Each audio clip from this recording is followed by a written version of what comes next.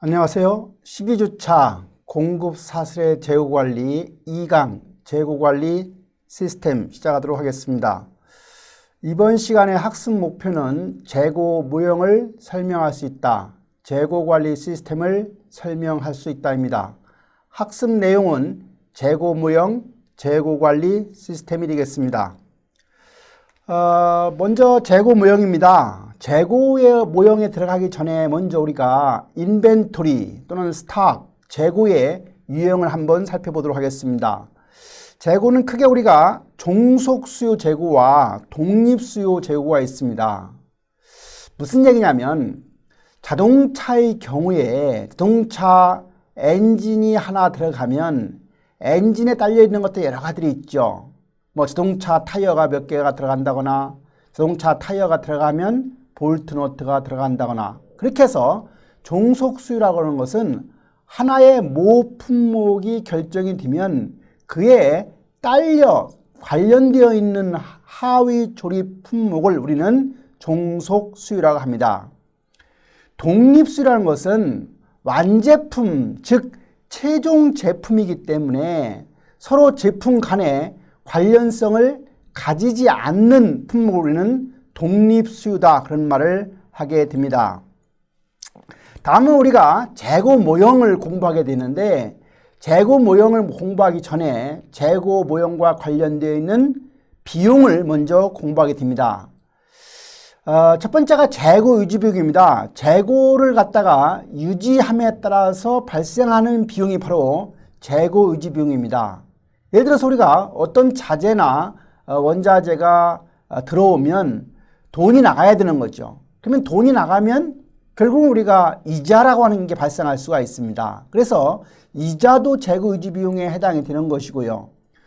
또 창고에 많은 자재나 원자재 같은 것이 쌓여 있으면 우리가 보험을 들어가죠. 그래서 보험료도 재고 유지 비용에 해당이 되는 것이고요. 기타 세금이나 또는 우리가 재고를 가지고 있으면 점점 없어지거나 점점 부식되거나 가치가 떨어지죠. 그래서 그런 거 우리가 감가상각비가 또 발생할 수가 있습니다. 그와 관련해서 진부화 비용 또는 그런 보관 중에 손상이 되어서 발생하는 손상 비용 또 누가 가져가거나 해서 도난이 발생할 수 있기 때문에 그러한 도난 비용 또 파손이 되어서 발생하는 파손 비용 또 재고를 창고에 적재하고 쌓을 때 여러 가지 입고 비용이 들어가는 그런 입고 비용 이와 같이 재고 투자에 묶인 자금에 대한 기회비용 이런 것들이 이제 바로 재고 유지 비용이 되겠습니다. 두 번째 비용은 주문 비용입니다. 주문량을 결정하는 비용입니다. 다시 말하면 우리가 송장을 준비한다거나 우리가 영어로 송장을 인보이스라고 하는데 그러한 인보이스를 준비하는 비용 또는 도착 물품의 질이나 양에 대해서 우리가 품질부서에서 와서 검사를 하는데 그런 검사 비용 또 상품을 임시 보관 장소로 왔다 갔다 즉 옮길 때 쓰는 그런 관련된 비용 이런 것들이 전부 다 주문 비용이 되겠습니다. 세 번째 비용은 쇼테이지 재고가 부족해서 발생하는 비용이 바로 재고 부족 비용입니다. 우리가 수요량하고 공급량이 있었을 때 수요량이 공급량을 초과하게 되면 결국 이제 모자라서 발생하는 비용이죠. 그래서 수요량이 공급량을 초과할 때 발생하는 비용이 바로 재고 부족 비용이고 만약 소매점 같은 경우는 우리가 재고를 가지고 있으면 소비자가 원하는 물건을 팔 수가 있는데 가지고 있지 못하면 팔 수가 없죠. 그러니까 결국은 판매 기회의 상실로 인한 비용이 바로 기회비용이 되겠습니다.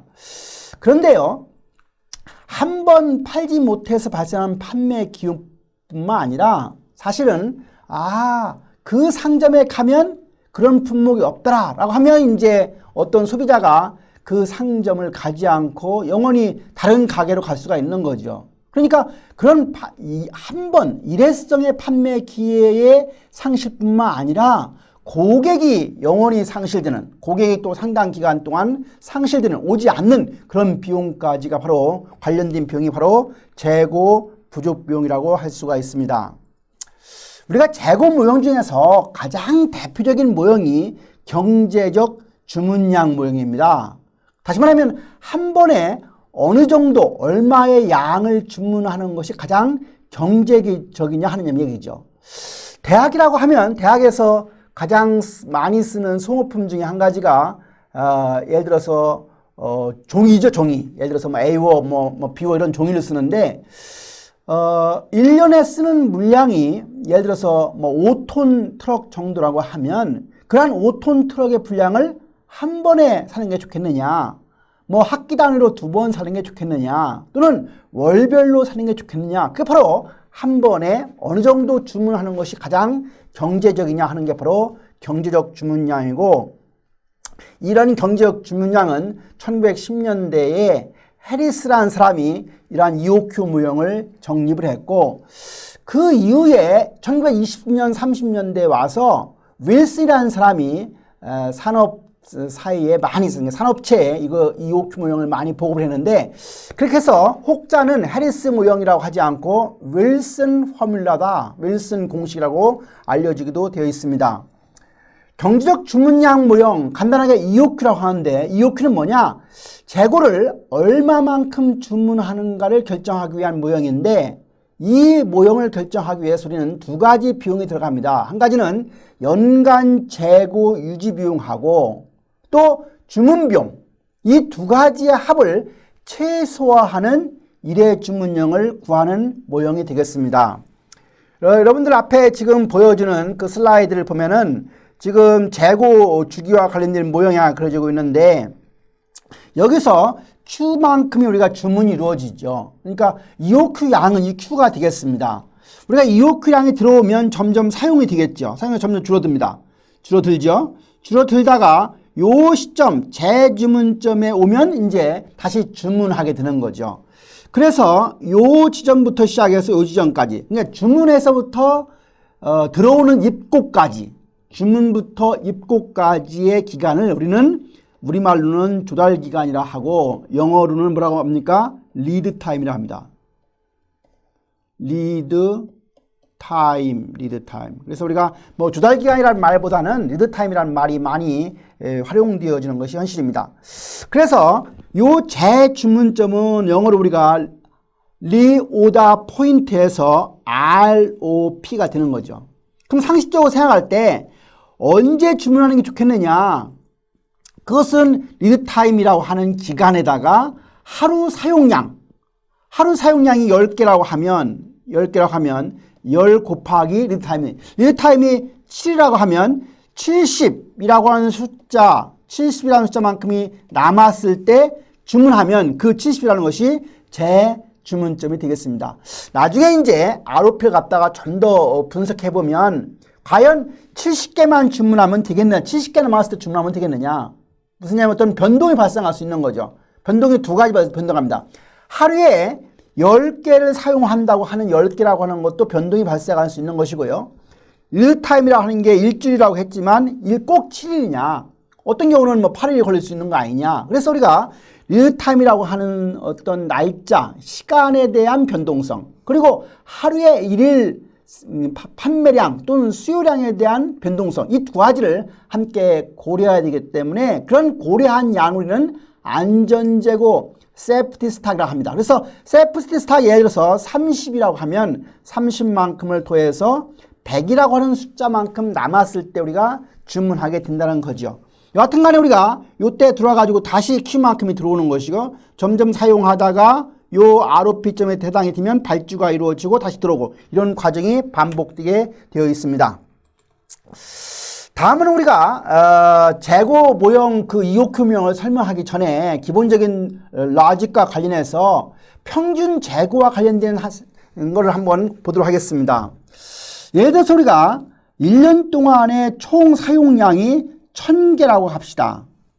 근데 1년에 10번을 주문한다고 하면 한 번에 몇 개씩 주문하는 거예요? 100개씩 주문하는 거죠. 100개씩을. 그러면 100개가 들어옵니다. 100개가 들어오죠. 사용합니다. 그러면 평균 재고는 얼마예요? 평균 재고라는 것은 최대 재고 플러스 최소 재고 나누기 2니까 최소 재고는 0이 되는 것이고 최대 재고는 100이 되는 거니까 50이 되는 거죠. 그러니까 50이라고 하는 것이 평균 재고가 됩니다. 언제?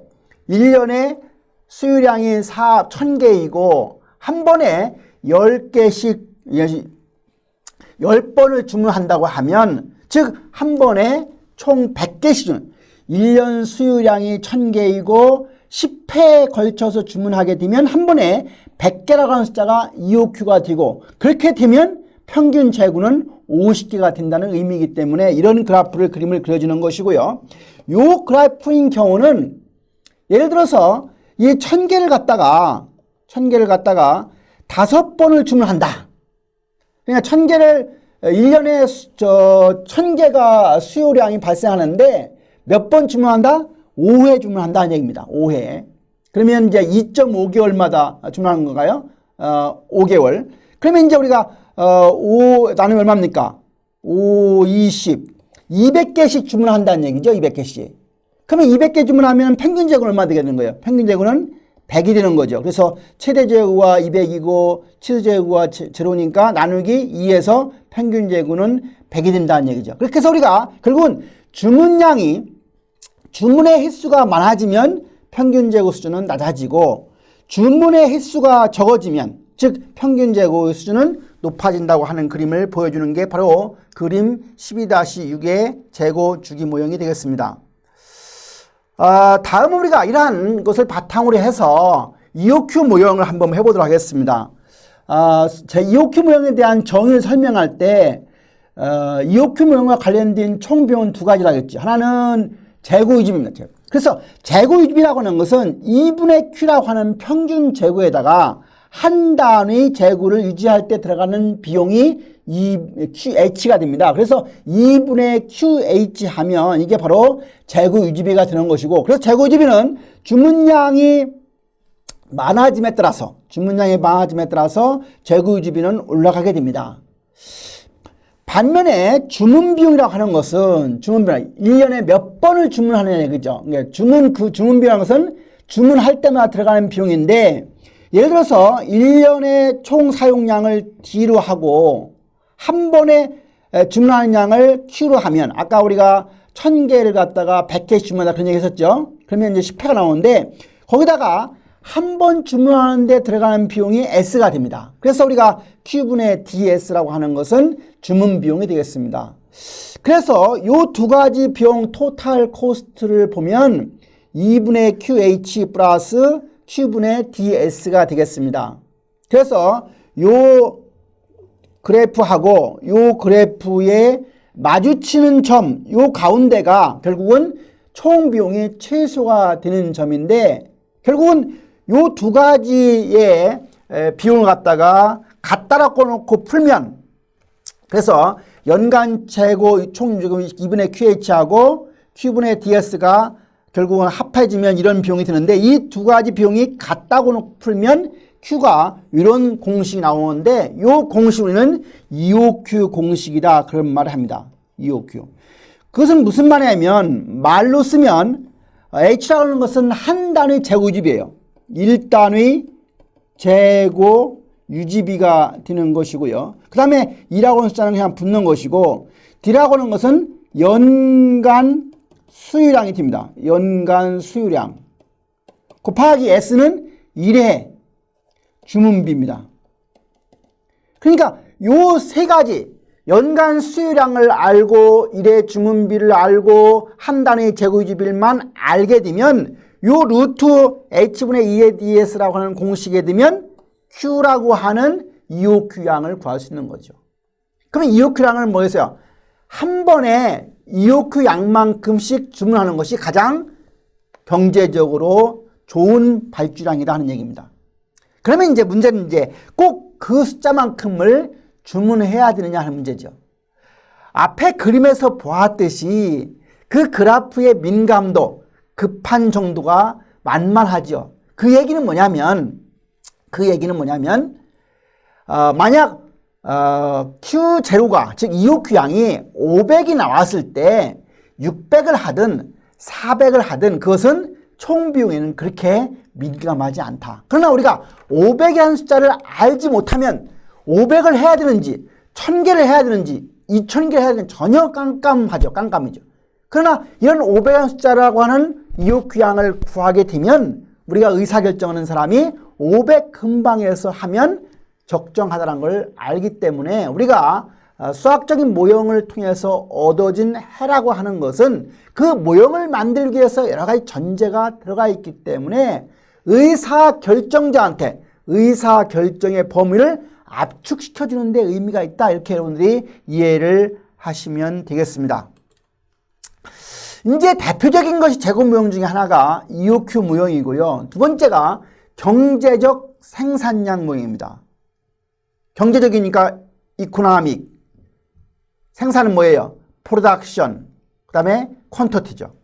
그래서 우리가 이 경제적 생산량 모형은 뭐냐면 기업이 자체 공장에서 어떤 품목을 생산하면서 동시에 소비하는 경우에 결국은 재고가 한 번에 확보되는 것이 아니라 재고가 그 생산 기간 동안에 점점 생산이 되지만 사용하면서 생산이 되기 때문에 그 생산량에서 하루의 수요량을 뺀 것만큼이 누적이 되는 거죠. 그래서 쌓여가지고 결국은 이제 되는 거니까 그와 관련된 모형이 바로 경제적 생산량 모형이 되겠습니다. 이 그림에서 보듯이 원래 생산은 이렇게 되고 있지만 사용하면서 생산이 이루어지기 때문에 이렇게 그래프가 여기로 내려오는 거죠. 그래서 이렇게 돼가지고 여기까지 생산이 이루어지고 가만히 있다가 이제 사용되다가 다시 이제 생산 이런 관계입니다. 그래서 요 모양이 경제적 생산량 모형을 갖다가 보여주는 그림이 되고요. 요거와 관련된 그 EPQ, Economic Production Quantity를 공식을 보면 총 비용이라고 하는 것은 재고유지비용 플러스 준비비용이 되겠습니다. 그래서 재고유지비용은 2분의 Imax 곱하기 H 플러스 Q분의 D. 이건 앞에 본 얘기죠. 다만 이제 재고유지비용에서 최대 재고 플러스 최소 재고 나누기 2인데 이게 Imax가 되는데 이 Imax라고 하는 최대 재고 수준이라는 것은 생산하면서 소비가 이루어지기 때문에 최대 재고 수준의 공식은 이렇게 구할 수가 있습니다. 요 하루의 생산율에서 사용률을 빼는 거야. 예를 들어 하루에 100개씩 생산을 하는데 하루에 10개 사용한다 하면 100-10개를 뺀 걸 가지고 관련된 거죠. 그 다음에 이제 요 Q를 갖다가 P로 나누면은 생산 기간이 되는 거예요. 생산 기간. 그래서 생산 기간만큼 곱하기 아까 100에서 10을 뺀 90을 곱한 숫자가 최대 재고수준. 그래서 요 공식을 여기 Imax에다가 넣어서 요 두 가지 공식이 같다고 놓고 풀거나 또는 Q에 대해서 미분해가지고 0으로 놓고 풀면 요와 같은 공식이 구해지는데 요 공식을 가만히 보면 요 앞에 부분은 앞에 부분은 앞에서 공부했던 EOQ 모형의 공식이고 뒤에 붙는 부분은 P-U 즉 생산율에서 사용률을 뺀 거에서 분의 생산율 한걸 루트로 쓰인 거를 더 곱해주면 결국은 EPQ 공식이 되겠습니다.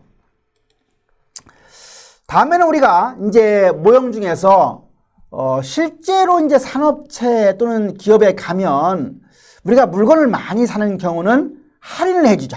디스카운트를 해줍니다. 뭐 500개까지는 안 해주지만 500개를 넘어서부터는 뭐 몇 %씩 이렇게 디스카운트인데 그러한 수량 할인이 있는 경우에는 어떻게 되느냐 하는 것이 바로 수량 할인과 관련된 모형이 되겠습니다. 다시 말하면 우리가 대량 구입에 대한 가격을 낮추어 주는 것을 우리가 수량 할인이라고 얘기를 하고요. 고객의 입장에서는 수량 할인의 궁극적인 목표라고 하는 것은 총 비용이 최소가 되는 주문량을 결정하는 방식이 되겠습니다. 그래서 이때는 우리가 총 비용을 구할 때 앞에서는 재고유지 비용과 주문 비용만 받지만 수량 할인이 있는 경우는 구매 비용 PD가 더 들어가서 결국은 수량 할인의 율에 따라서 모든 것을 구매 비용을 계산해서 우리가 결정을 하면 되겠습니다. 여러분들 교과서 가지고 있을 거니까 교과서에 보면 그 예제가 수량 할인이 있는 경우에 문제가 있으니까 한번 풀어보시면 쉽게 이해할 수가 있을 것으로 생각이 됩니다. 다음 우리가 재고관리 시스템입니다. 재고관리 시스템은 두 가지 크게 Q 시스템과 P 시스템이 있습니다. 다시 말하면 정량 주문 시스템하고 정기 주문 시스템이 있어요. 무슨 얘기냐면 정량 주문 시스템이라는 것은 한 번에 주문하는 양이 일정해요. 그리고 정기 주문 시스템은 주문 간격이 일정한 거죠. 예를 들어서 1년에 있으면 한 달마다 주문한다. 한 달마다 주문한다. 근데 정량 주문 시스템은 한 달마다 주문하는 게 아니라 한 번에 500개씩 주문한다는 얘기예요. 그럼 어떻게 됩니까? 정량인 경우에 이 정량 시스템, Q 시스템인 경우는 수유량이 이제 한 번에 500개씩 주문하면 수유량이 많으면 어떻게 돼요? 수유량이 많으면 결국은 주문 간격이 좁아지는 거죠. 반면에 정기 주문 시스템은 한 달 간격이 정해져 있어요. 그럼 수유량이 많으면 어떻게 됩니까? 수유량이 많으면 한 달이 정해져 있기 때문에 수유량이 증가하는 거죠. 그래서 우리가 정량과 정기는 그렇게 구분을 하면 되겠습니다. 일반적으로 우리가 고정주문량 시스템의 경우에 우리가 재주문점에 의해서 재주문점의 수준을 결정하게 되는데, 그때 그 ROP 앞에서 우리 잠깐 했죠. 리오더 포인트라고 하는 재주문점을 결정할 때는 무엇이 계제가 되냐면 수요율, 그러니까 하루에 사용하는 사용량입니다. 그 다음에 리얼타임 기간이 관련되어 있고요. 그 다음에 요 수유하고 조달 기간 동안의 베리에이션, 변동의 정도. 그리고 이제 그 담당자가 그 감수할 수 있는 재고 부족의 위험 정도. 100% 할 거냐, 95%를 충족시키는 이런 어떤 그 재고 부족 위험의 정도를 가지고 우리가 결국은 ROP가 결정이 됩니다. 수유와 조달 기간이 모두 일정한 경우는 우리가 ROP 이거 일정하면 그냥 일일 수유량에다가 LT를 곱해서 그냥 아까 우리가 한 것처럼 하루에 10개씩 사용한다. 그리고 리얼타임이 7이다 하면 10 곱하기 7, 70개가 바로 ROP점이 되겠습니다. 반면에 수유와 조달 기간이 다양한 경우, 그것은 무슨 이야기면 결국 이제 변동이 발생한다는 얘기죠. 변동이 뭐가 변동이? 수유도 변동이 발생할 수 있고 조달 기간도 변동이 된다고 하면 이제 안전재고만큼을 더해줘야 되는 상황이다 하는 얘기가 되겠습니다. 그래서 여기 이제 안전재고라고 하는 게 영어로는 Safety Stock, SS라고도 하고, 우리가 BUFFER, 이거 우리가 버퍼 스탁이라고 하는데, 이게 이제 여러분들 자동차를 타면 뒤에 있는 걸 우리가 아무 생각 없이 범버라고 하는데, 이 범버라고 하는 게 스페링이 버퍼예요. BUFFER, 버퍼예요. 근데 이 버퍼라고 하는 단어를 일본 사람들이 혀가 짧다 보니까 범버라고 처음에 발음을 해서 우리나라에서도 그냥 많은 사람들이 아무 생각 없이 그냥 범버 하는데 그 범버가 버퍼예요. 버퍼라는 것은 완충, 안전을 이제 완충한다 그런 의미를 갖는 개념이죠. 그래서 우리가 서비스 수준을 갖다가 얼마로 하느냐와 관련해서 결정을 하면 되겠습니다. 그 다음에 이제 우리 고객에 대한 서비스 수준이 주어진 경우는 ROP를 갖다가 조달 기간 동안의 평균 수에다가 결국은 정기분포의 집값 거기다가 그 D 수유량과 리드타임의 변동, 편차를 가지고 곱해서 계산하면 되겠습니다. 그 다음에 이제 고정주문 간격 시스템은 주문량을 어떻게 결정하느냐? 검토 기간 동안의 평균 수라고 해다가 안전적을 더하고 현재 가지고 있는 재주문 시 남은 재고를 빼서 우리가 주문량을 결정하면 고정주문 간격 시스템에서의 ROP가 되겠습니다. 그 다음에 이제 또 한 가지가 재고관리 시스템에서 지금은 그렇게 필요가 없는데 과거에 우리가 ABC 재고관리 시스템입니다. ABC 재고관리. 무슨 얘기냐? ABC 재고관리 시스템은 논리는 경제학에서 파레토 법칙과 관련되어 있어요. 파레토 법칙이 뭡니까? 자본주의 대개 이제를 하다 보면 시장 경제 자본주의 하다 보면 잘 사는 사람이 있고 못 사는 사람들이 있는데 결국은 20%의 사람이 80%의 소득을 올리거나 재산을 가지고 있는 거죠. 이게 파레토 법칙입니다. 자본주의라는 시장 경제를 하다 보면 열심히 일하는 사람이 있는가 하면 게으른 사람이 있어서 결국은 그런 그 간격이 발생하게 되는데 이 ABC 재고관리 시스템이 바로 그런 파레토 법칙과 관련되어서 만들어지면, 다시 말하면 재고 품목을 보면 A 품목이 있고 B 품목이 있고 C 품목이 있어요. 그래서 A 품목은 어떤 거냐? A 품목은 품목의 수는 얼마 안 돼요. 품목의 수는 얼마 안 되는, 예를 들어서 품목의 수는 15 내지 20%가 되지만 그 품목이 15 내지 20%밖에 안 되는 A라고 하는 품목은 재고 자산의 가치로는 뭐 80이 된다고 이런 겁니다. 근데 이 C라고 하는 품목은 품목의 수는 많아요. 뭐 60%가 될 수 있어요. 근데 이 가치는 10밖에 안 되는 거예요. 이 B라고 하는 품목은 중간 형태가 되는 거고요. 그래서 우리가 ABC 재고관리 시스템이 언제 이런 걸 했느냐 하면, 이제 볼트너트 같은 것은 C 품목에 해당이 되는 거죠. 엔진 같은 것은 A 품목에 해당이 되는 것이고요. 무슨 얘기냐면 옛날에 컴퓨터가 들어오기 전에는 재고관리를 할 때, 입고하고 불출할 때 뭘 썼겠어요? 컴퓨터가 없을 때는 불출, 입고 카드를 썼겠죠. 카드 한 장에다가 어느 품목을 쓰고 스펙을 써서 언제 몇 개가 들어왔다, 언제 몇 개가 나갔다, 이렇게 해서 입고 불출 이렇게 만들어서 카드로 모든 것들을 재고 관리하는 상황이 있었는데, 그때 이 C 품목, 볼트너트까지 그 스펙별로 전부 다 카드를 만들려고 하면 상당히 노력이 요구되고 번잡스럽지요. 그래서 결국은 이 C 품목 같은 것은 뭐 투빈 시스템 같은 박스에다가 넣어가지고 그냥 대략적인 관리를 하는 건데, 이때는 이제 카드가 없이 하는 품목은 C 품목이었어요. 그러나 최근에 이제 자재 관리가 전부 다 모든 품목은 뭐가 있어요? 자재 코드 넘버가 부여하고, 자재 코드 넘버가 있다는 얘기는 모든 품목 아무리 뭐 가격이 작다 하더라도 모든 품목이 다 컴퓨터에 기록이 되어 있는 것이고, 그러다 보면 사실은 이제 카드가 없어지면서 그랬지만 결국은 이제 ABC 재고관리 시스템이라는 것은 자재에 대한 중요성에 대한 로직이죠.